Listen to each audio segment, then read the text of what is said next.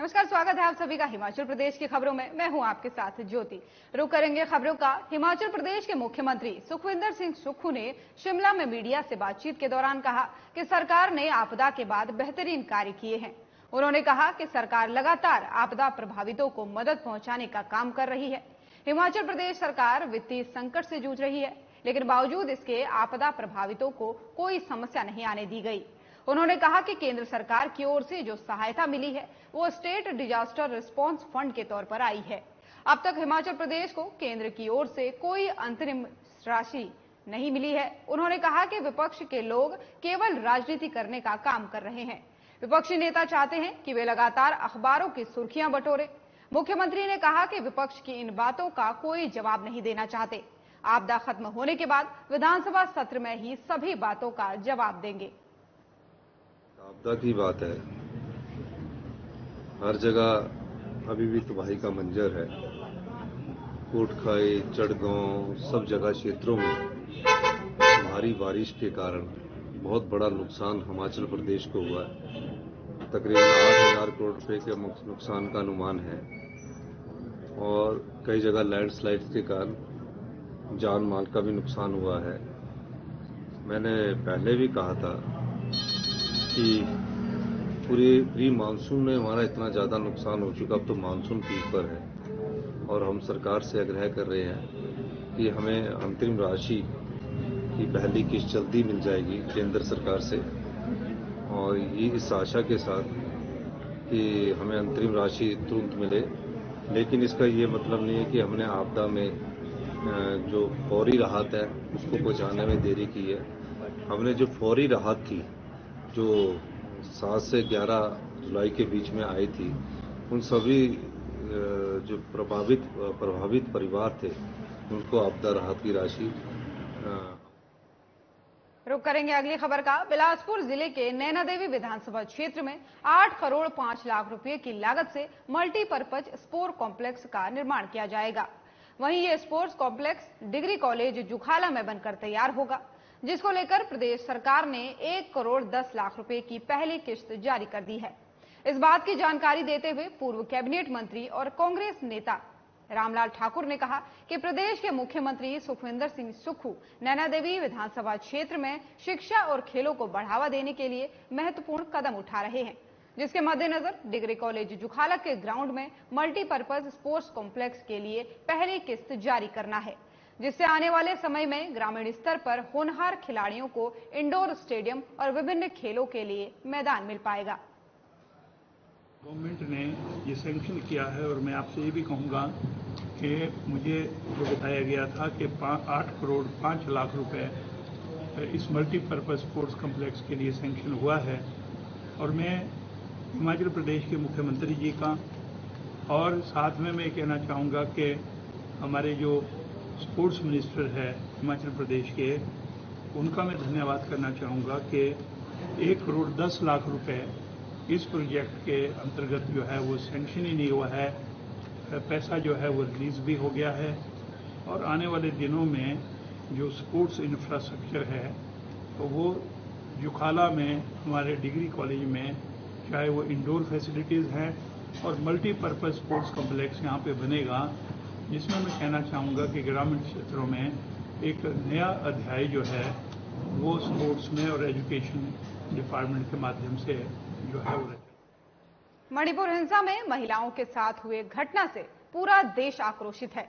विपक्षी दल केंद्र और मणिपुर सरकार के खिलाफ सड़कों पर हैं। शिमला में उपायुक्त कार्यालय के बाहर जनवादी महिला समिति और अन्य संगठनों ने इस जघन्य घटना के खिलाफ प्रदर्शन किया। इनका आरोप है कि बीजेपी सरकार में महिलाओं के खिलाफ अत्याचार लगातार बढ़ रहे हैं। दोषियों पर कार्रवाई करने के बजाय उन्हें बचाने का काम किया जाता है। जनवादी महिला समिति की राज्य सचिव फाल्मा चौहान ने कहा कि मणिपुर 3 महीने से ज्यादा समय से हिंसा की आग में जल रहा है, लेकिन केंद्र सरकार और मणिपुर सरकार चुप्पी साधे हुए है। ये हिंसा पूरी तरह से केंद्र प्रायोजित है। उन्होंने मांग की है कि मणिपुर के मुख्यमंत्री को तुरंत बर्खास्त कर दिया जाना चाहिए।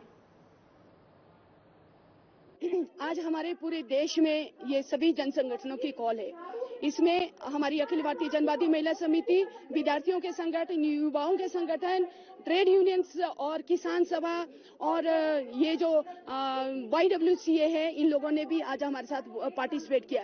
आप लोग जानते हैं कि पिछले 76 दिन से लेकर के मणिपुर में जो हिंसा हो रही है, दो जातीय समुदाय के बीच में हिंसा भड़की और उस हिंसा में 4 तारीख को 2 महिलाओं को निर्वस्त्र किया जाता है और उनको पुरुषों की एक भीड़ के द्वारा घसीटा जाता है और उनके साथ बलात्कार किया जाता है। जो FIR वहां पर महिलाओं ने लॉन्च की थी, लेकिन पुलिस ने वहां पर कोई ऐसी पहलकदमी नहीं दी। शिमला में बीजेपी के पार्षद सरोज ठाकुर, बिट्टू पान्ना और कल्याण धीमान ने कांग्रेस सरकार और नगर निगम के खिलाफ मोर्चा खोल दिया है। उन्होंने आरोप लगाया है कि शिमला में पानी को लेकर त्राही त्राही हो रही है और सरकार विफल है। पार्षद सरोज ठाकुर ने कहा कि पिछले 1.5 महीने से शिमला में लोग पानी की बूंद बूंद को तरस रहे हैं। भारतीय जनता पार्टी के पार्षद खुद अपने आप से पानी के टैंकर मंगवा के लोगों को पानी पहुंचाने का काम कर रहे हैं। ये शर्मनाक है कि कांग्रेस की नगर निगम है और शहर में पानी नहीं है। कांग्रेस के पार्षद भी चुप बैठे हुए हैं। उन्होंने कहा कि पानी के कुप्रबंधन से लोगों को काफी तकलीफ हो रही है।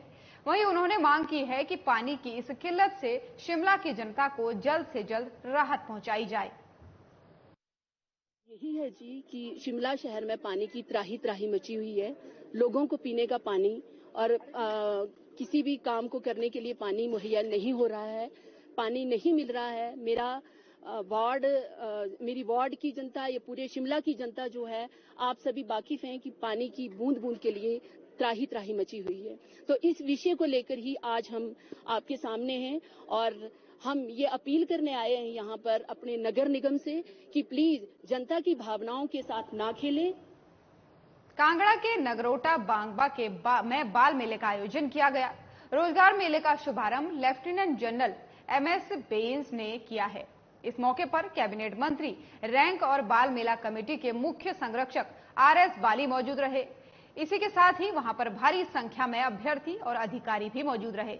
इस दौरान RS बाली ने अधिकारियों और समस्त लोगों को संबोधित करते हुए सभी का धन्यवाद किया है।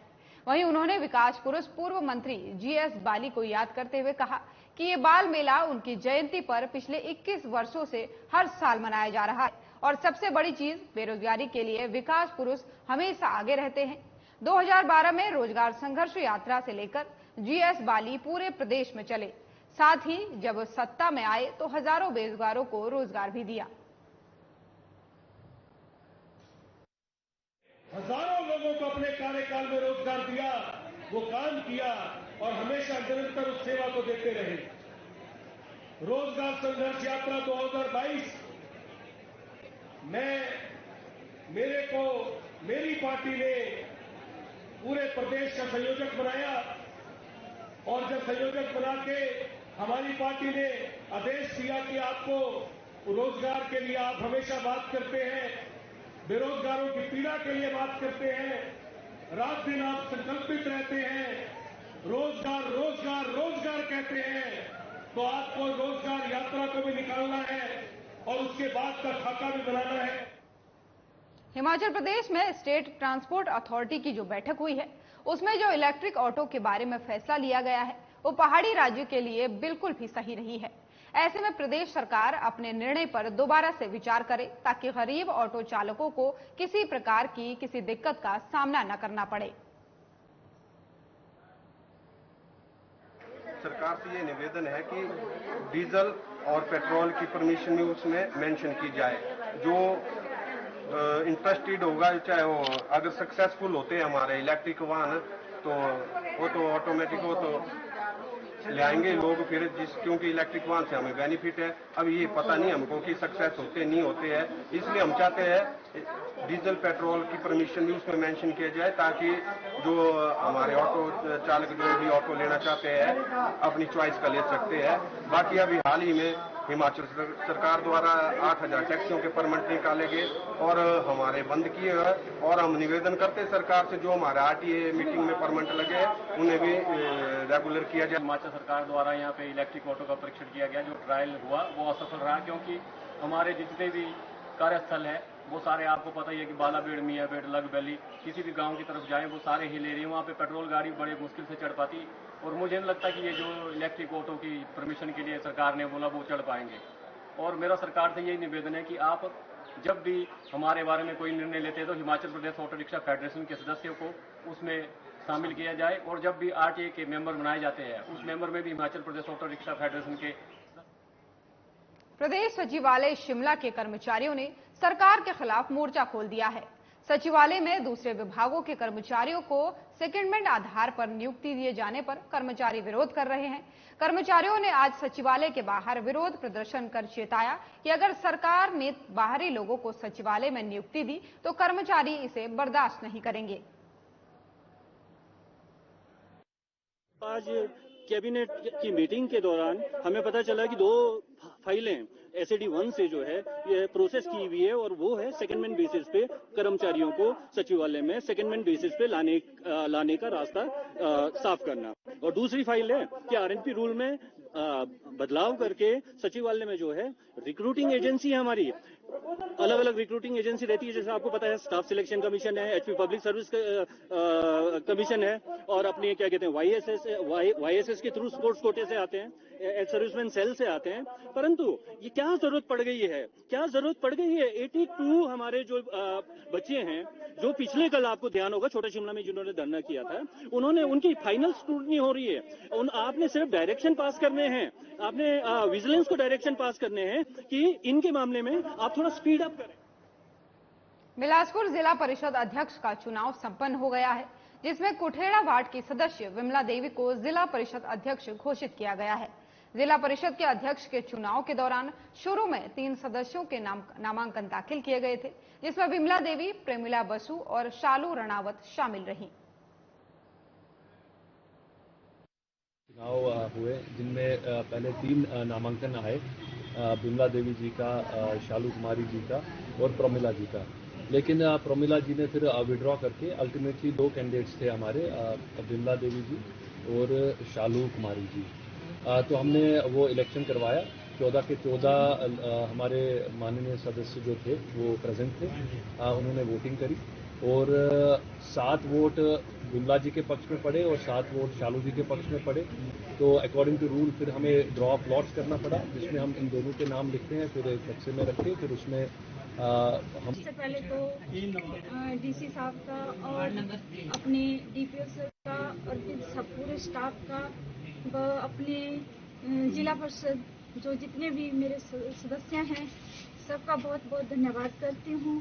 सबने मेरा बहुत साथ दिया है और मैं यही विश्वास दिलाती हूँ कि विश्व धरोहर कालका शिमला रेलवे ट्रैक पर बाधित हुई रेल सेवा को फिलहाल सोलन से शिमला को सुचारू कर दिया गया है।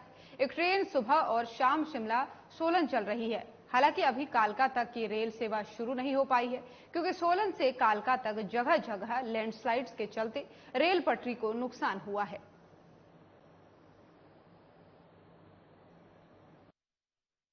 लैंडस्लाइड हुआ है, उससे लाइन को भी काफी नुकसान पहुंचा है। तो रेलवे ने पैसेंजरों की सुविधा के लिए एक एक्स्ट्रा ट्रेन चलाई है जो सोलन और शिमला के बीच रन करती है। वो गाड़ी मॉर्निंग में सोलन में शिमला से चलती है 8:25 पे और यहाँ पे आती थी वो 11:15 पे। दोबारा यहाँ से जाती थी 2:30 पे और शिमला पहुंचती थी 5:25 पे। लेकिन चूंकि सुबह 8:25 काफी जल्दी टाइम था शिमला में और पैसेंजर थोड़ा सा कम मिल पाते थे, इसलिए उसका टाइम 1 घंटा एक्सटेंड किया और उसको। और हिमाचल प्रदेश की खबरों में फिलहाल इतना ही। नमस्कार।